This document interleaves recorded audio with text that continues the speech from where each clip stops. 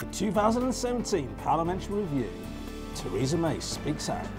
Is the industry in decline? Let's see what's new.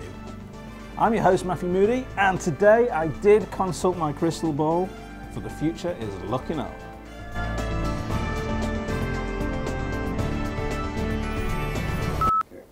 Script writing at its best. Hello and a warm welcome back to Property TV. Stay tuned for the top industry headlines.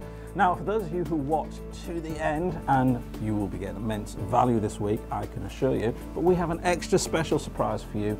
The first 20 that subscribe to the channel. So keep watching to find out what that is. Stay tuned. Every year, the Parliamentary Review looks at dozens of different industries and what's going on. And we are really thankful to have this year's edition of the housing sector, which has articles and commentary from industry thought leaders on what went on in 2017 and what's going to possibly happen this year. Now, we've got a foreword from our Prime Minister Theresa May and also the former Housing Minister Alok Sharma. We'll get onto that on a future edition of Property TV. But for now, we're going to be looking in detail at some of the topics raised. And in particular, we will be looking at land, planning and also modular homes. So let's crack on with it. No pun intended. As you know, ever since 2010, the Tories have apparently made planning a priority. We'll reference where that source came from. Anyhow, after last year's autumn budget, which we have covered in a previous episode, the government have now raised the stakes, announcing 300,000 new homes a year to be built by 2022. The approach would be twofold. Philip Hammond says, the aim is to introduce planning reforms that will ensure more land is available for housing and that maximises the potentials in cities and towns for new homes while protecting the green belt. So the Department for Communities and Local Government has the power to step in where house planning fails, and local authorities have permission for land outside their plan on the condition of offering a discount sale. For preserving the green belt, however, the focus turns to brownfield areas to maximise their potential. What does all that mean? Basically, the government wants to build more houses. They have no clue how to do it, but they're going to tell you they know how to do it, and they're going to help the local councils understand how to do planning, because apparently many of them fail at it. So let's see what happens when they build another 300,000 new homes with no infrastructure to support it. I'm sure it'll be a lot of fun for everybody.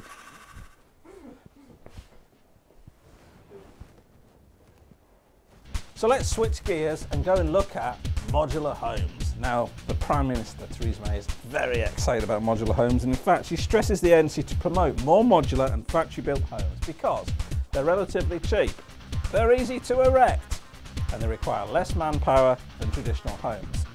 Now, the Community Secretary, Sajid Javid, and the former Housing Minister, Alok Sharma, were making regular visits to development sites, and it has been reported that the government are also even thinking about owning their own modular homes factory. The DCLG stated, innovative new ways of house building such as modular and off-site construction methods will help deliver our plan for the biggest house building program since the 1970s.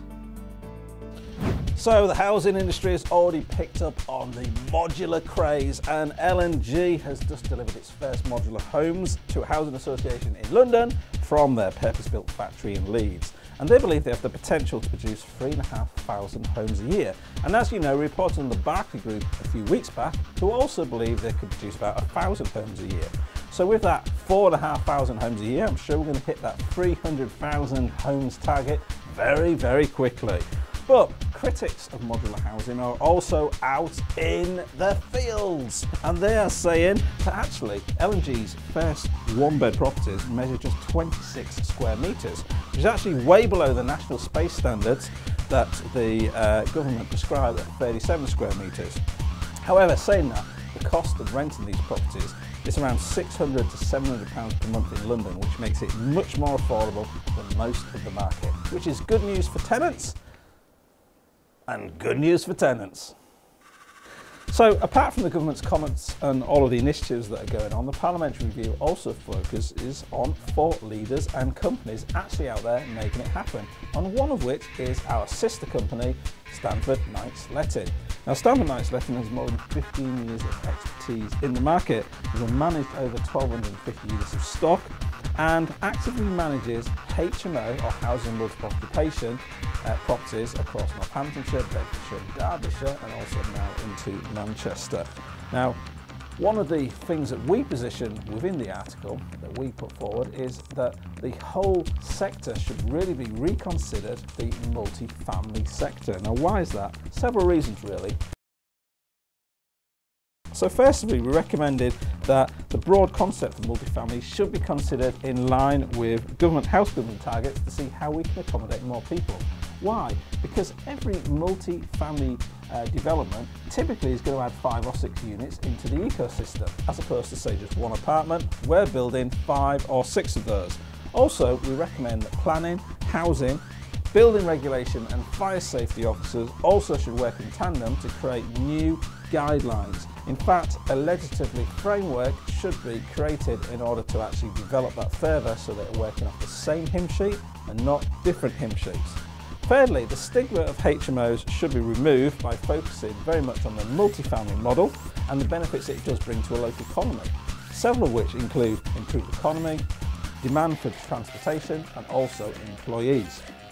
Fourthly, we recommend that the government should encourage more development schemes such as turning dilapidated buildings or empty houses or even building from the ground up and focusing on helping that sector grow more than it has. And fifthly, investment should be encouraged to drive these schemes with, in our opinion, tax breaks as incentives for people that are actually contributing to building these houses as opposed to what's happening now, which is it's only really derived from large corporates. So the broad scope of what's happening in the sector really does excite us, but at the same time it's only by working with policymakers that we're able to drive this forward and start seeing a new standard of living and also a new model for living. Thank you very much for joining us today. It's been another splendid episode of Property TV. We do hope you enjoyed it. For the first 20 people that subscribe to the channel this week, you will be getting a free copy of the Parliamentary Review for Housing 2017. And we'd love to send that to you. The only way you can get that is by subscribing to the channel. So get subscribing now. Make sure you're not the 21st person, be in the first 20.